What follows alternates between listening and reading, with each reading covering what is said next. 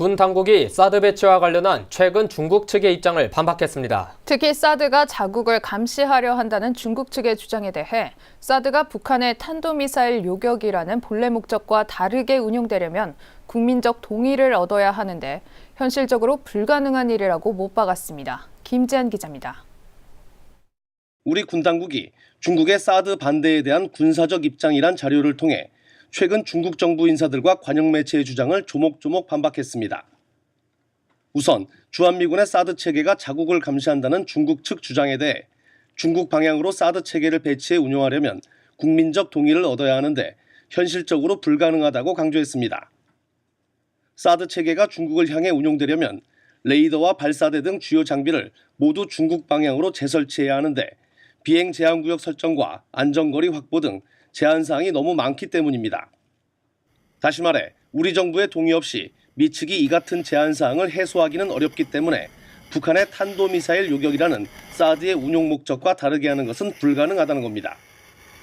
특히 만약 주한미군의 사드 체계 배치 목적이 중국 감시용으로 변경된다면 우리 국민을 설득하고 동의를 얻어야 하는데 이는 현실적으로 불가능한 일이라고 못 박았습니다. 아울러 사드 체계는 북한의 미사일 위협에 대비해 요격 능력이 극대화될 수 있는 곳에서 북한 쪽을 향해 운용될 것이라고 강조했습니다. 사드가 중국의 대륙간 탄도미사일 ICBM을 요격한다는 주장에 대해서도 사드 요격 미사일은 상승 단계에서 충분히 속도가 증가된 상대편 탄도미사일을 추격할 수 없다며 한반도에 배치되는 사드 체계론 상승 단계에 있는 중국의 ICBM을 요격할 수 없다고 설명했습니다. 사드 레이더의 탐지 범위가 2,000km가 넘어 중국의 안보 이익을 해친다는 주장과 관련해선 사드 레이더는 대한민국을 향해 날아오는 북한의 탄도미사일을 탐지하기 위해 북쪽으로만 지향해 운용되고 최대 120도의 방위각 범위 내에서만 탐지할 수 있다고 강조했습니다.